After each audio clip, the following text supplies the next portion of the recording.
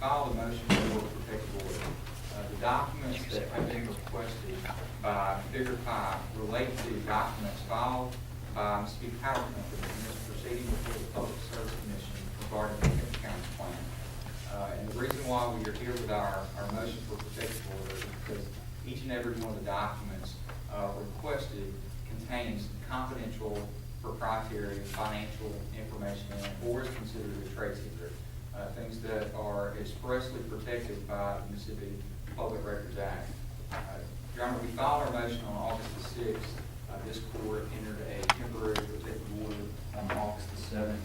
The parties have tried to work this out amongst themselves and alleviate the need to be here today. However, we have not been able to come to terms on that. So here we are. Judge, the framework, I know the court is well aware of. Just as a refresher, the Public Records Act expressly states that third parties who provide confidential, financial, and proprietary information or trade secrets and are required to do so to a public agency are entitled to have those documents excluded or exempt from production by going through this process. And that's the reason why we're here. Our law, and particularly our Mississippi Trade Secrets Act, defines clearly what a trade secret is.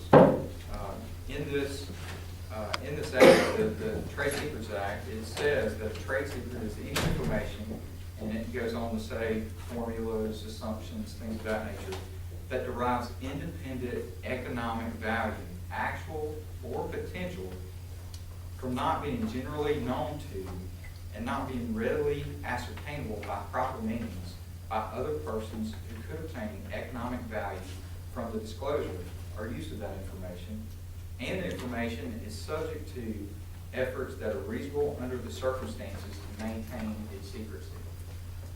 That's the standard for a trade secret that we're looking at. With regard to the other language that's used in the Public Records Act, it says that it protects confidential financial information.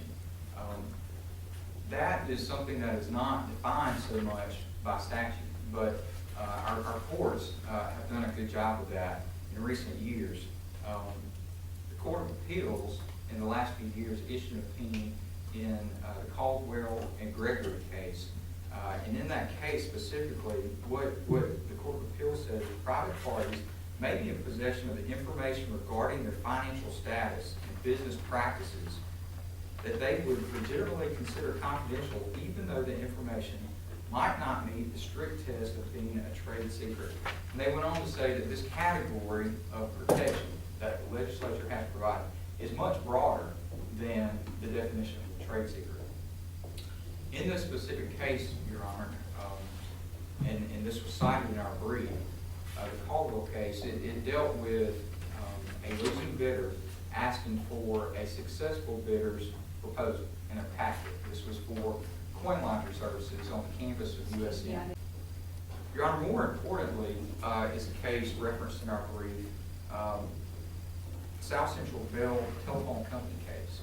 And the court may be very familiar with it. I have copies for Your Honor if you would like. May I approach?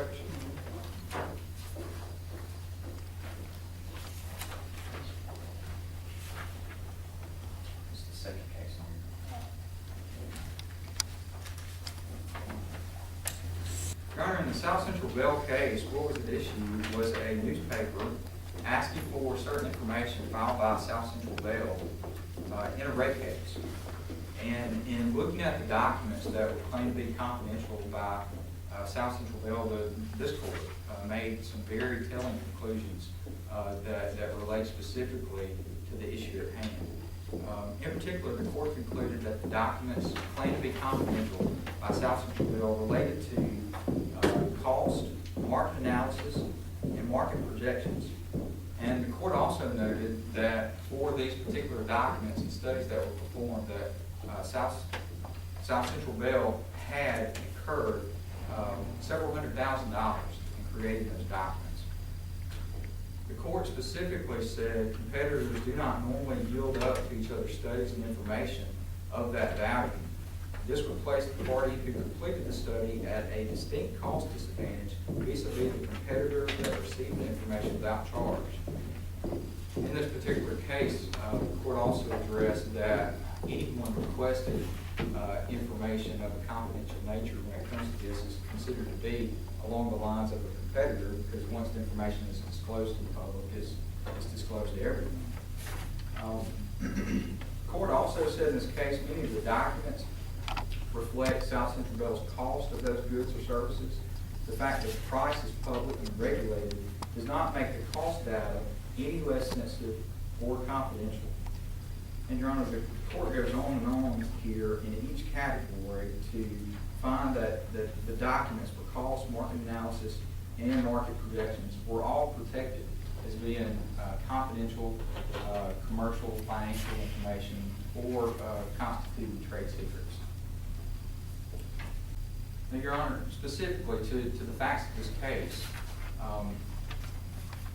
the documents at issue that have been requested, that were filed in Kemper County proceedings, are these. One is a proprietary long-term fuel price forecast that was prepared for the power company by a vendor that it hired. The disclosure of this information would destroy all of the economic value that it has to MPC.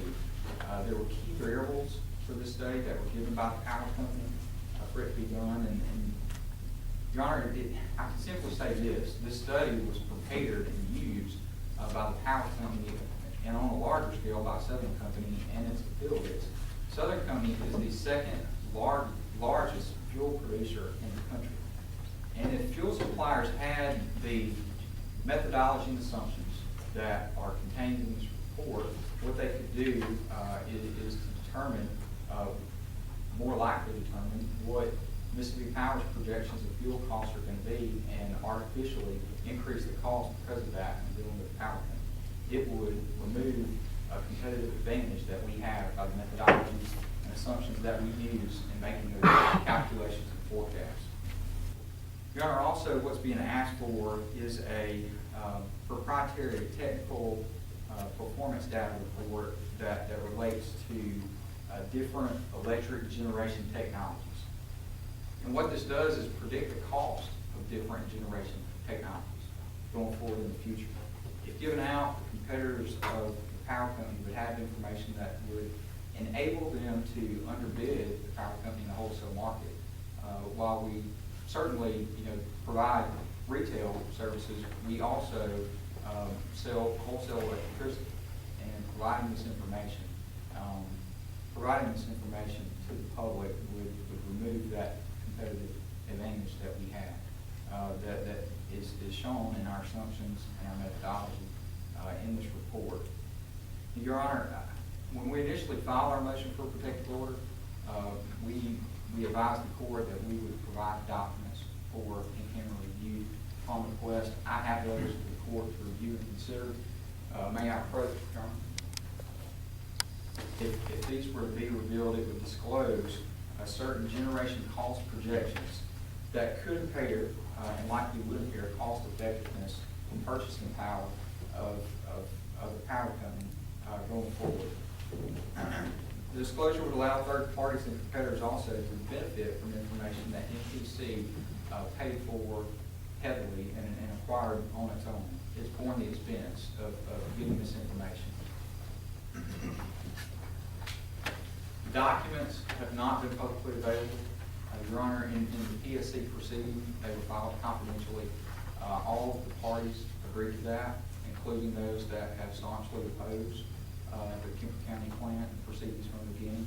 There was no objection to them being filed confidentially before the Public Service Commission. The power company has a process for protecting this information. It's only available to a select number of MPC personnel.